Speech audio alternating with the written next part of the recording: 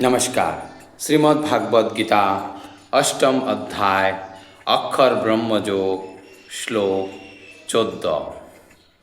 अनन्य चेता सततम जो मां स्मरोति नित्यश तस्य अहम शूलव पार्थ नित्ययुक्तस्य योगिना।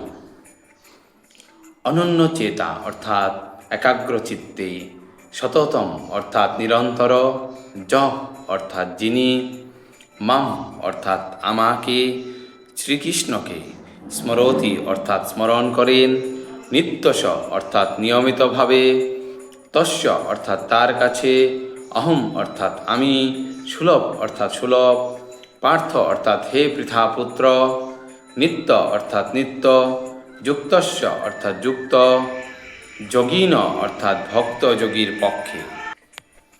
অনুবাদ: হে পার্থ, যিনি একাগ্র চিত্তে কেবল আমাকেই নিরন্তর স্মরণ করেন, আমি সেই নিত্যযুক্ত ভক্তযোগীর কাছে সুলভ হই।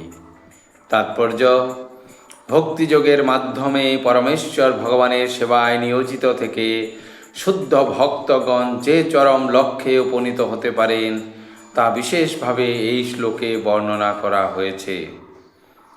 পূর্ববর্তী শ্লোকগুলিতে আর্ত, অর্থার্থী, জিজ্ঞাসু এবং জ্ঞানী এই 4 রকম ভক্তদের কথা বলা হয়েছে। জড়জগতের বন্ধন থেকে মুক্ত হবার বিভিন্ন পন্থা, কর্মযোগ, জ্ঞানযোগ ও হঠযোগের বর্ণনাও করা হয়েছে। এই সমস্ত যোগ পদ্ধতিতে কিছুটা ভক্তিভাব মিশ্রিত থাকে, কিন্তু এই শ্লোকটিতে জ্ঞান, কর্ম কিংবা হঠযোগের কোনো রকম সংমিশ্রণ ছাড়াই বিশেষ করে বিশুদ্ধ ভক্তিযোগের কথা বর্ণনা করা হয়েছে। অনন্য চেতা শব্দটির মাধ্যমে বোঝানো হয়েছে যে শুদ্ধ ভক্তিযোগে ভক্ত ভগবান শ্রীকৃষ্ণকে ছাড়া আর কিছুই চান না। শুদ্ধ ভক্ত স্বর্গারোহণ, ব্রহ্মজ্যোতিতে বিলীন হওয়া অথবা ভববন্ধন থেকে মুক্তিও কামনা করেন না। শুদ্ধ ভক্ত কোনো কিছুই অভিলাষ করেন না। শ্রী চৈতন্য চরিতামৃত গ্রন্থে শুদ্ধ ভক্তকে বলা হয়েছে নিষ্কাম, অর্থাৎ তার নিজের স্বার্থের জন্য কোনো বাসনাই থাকে না। তিনি কেবল পূর্ণ শান্তি লাভ করতে পারেন। স্বার্থসিদ্ধির জন্য সচেষ্ট ব্যক্তিরা কখনোই সেই শান্তি লাভ করতে পারে না। জ্ঞানযোগী, কর্মযোগী অথবা হঠযোগীর প্রত্যেকের নিজ নিজ বাসনা থাকে, কিন্তু শুদ্ধ ভক্তের কেবল পরমেশ্বর ভগবানের প্রসন্নতা বিধান করা ছাড়া অন্য কোনো বাসনা থাকে না। তাই ভগবান বলেছেন যে তার অনন্য ভক্তের কাছে তিনি সুলভ। শুদ্ধ ভক্ত মাত্রই সদা সর্বদা শ্রীকৃষ্ণের কোনো একটি অপ্রাকৃত রূপের মাধ্যমে তার ভক্তিযুক্ত সেবায় নিয়োজিত থাকেন। শ্রীরামচন্দ্র ও শ্রী নৃসিংহদেবের মতো শ্রীকৃষ্ণের বিবিধ সাংস প্রকাশ ও অবতার আছেন এবং ভক্ত পরমেশ্বর ভগবানের এই সব অপ্রাকৃত রূপের যে কোনো একটিকে প্রেম ভক্তি সহকারে মনোনিবেশ জন্য বেছে নিতে পারেন। এই প্রকার ভক্তির অনন্য যোগ অনুশীলনকারীদের মতে বিভিন্ন প্রতিবন্ধকতার সম্মুখীন হতে হয় না। ভক্তিযোগ অত্যন্ত সরল, শুদ্ধ ও সহজসাধ্য। কেবল হরে কৃষ্ণ মহামন্ত্র কীর্তন করার মাধ্যমে যে কেউই এই যোগ সাধনা শুরু করতে পারে। ভগবান সকলেরই প্রতি করুণাময়।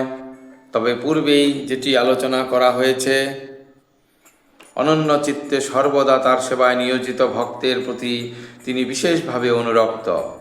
এই প্রকার ভক্তদের ভগবান নানাভাবে সাহায্য করেন।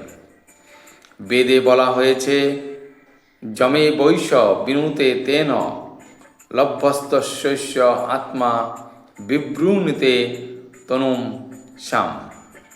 পরমেশ্বর ভগবানের প্রতি আত্মসমর্পণ করে যিনি নিরন্তর ভক্তিযোগে তার সেবায় নিয়োজিত রয়েছেন, তিনি পরমেশ্বর ভগবানকে যথাযথভাবে জানতে পারেন। ভগবদ্গীতাতেও বলা হয়েছে, দদামি বুদ্ধিযোগং তম। এই ধরনের ভক্তকে ভগবান পর্যাপ্ত বুদ্ধি দান করেন, যাতে তিনি তাকে সম্পূর্ণরূপে অবগত হয়ে তার চিন্ময় ধামে প্রবেশ করতে পারেন। শুদ্ধ ভক্তের একটি বিশেষ গুণ হচ্ছে যে তিনি স্থান ও কাল বিবেচনা না করে অবিচলিতভাবে সর্বদাই শ্রীকৃষ্ণের চিন্তা করেন। তার কাছে কোনো বাধা বিঘ্ন আসতে পারে না।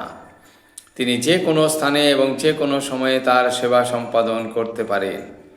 কেউ কেউ বলেন যে শ্রী বৃন্দাবনের মতো ধামে অথবা ভগবানের লীলাভূমিতেই কেবল ভক্তদের বাস করা উচিত। কিন্তু শুদ্ধ ভক্ত যে কোনো জায়গায় থাকতে পারেন এবং সেখানে তার শুদ্ধ ভগবত ভক্তির প্রভাবে শ্রী বৃন্দাবনের মতো পবিত্র পরিবেশের সৃষ্টি করতে পারেন।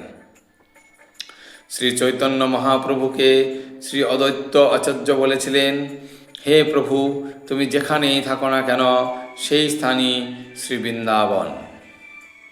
শততম ও নিত্যস কথা দুটির দ্বারা বোঝানো হচ্ছে যে সদা সর্বদা নিয়মিতভাবে অথবা প্রতিদিন শুদ্ধ ভক্ত সর্বক্ষণ ভগবান শ্রীকৃষ্ণকে স্মরণ করেন এবং তার ধ্যান করেন। এগুলি হচ্ছে শুদ্ধ ভক্তের গুণ এবং এই অনন্য ভক্তির ফলেই ভগবান তার কাছে এত সুলভ। গীতায় ভক্তিযোগকে শ্রেষ্ঠ যোগ বলে বর্ণনা করা হয়েছে। সাধারণত ভক্তিযোগীরা 5 প্রকারে ভগবানের সেবায় নিয়োজিত থাকেন। শান্ত ভক্ত নিষ্ক্রিয় উদাসীনভাবে ভগবানের সেবা করেন। দাস্য ভক্ত দাস্যভাবে ভগবানের সেবা করেন। সখ্য ভক্ত সখারূপে ভগবানের সেবা করেন। বাৎসল্য ভক্ত পিতামাতা রূপে ভগবানের সেবা করেন। মাধুর্য ভক্ত প্রেয়সী রূপে ভগবানের সেবা করেন। এগুলির মধ্যে যে কোনো একটিকে অবলম্বন করে শুদ্ধ ভক্ত ভগবত সেবায় অনুক্ষণ নিয়োজিত থাকেন এবং পরমেশ্বর ভগবানকে কখনোই ভুলতে পারেন না।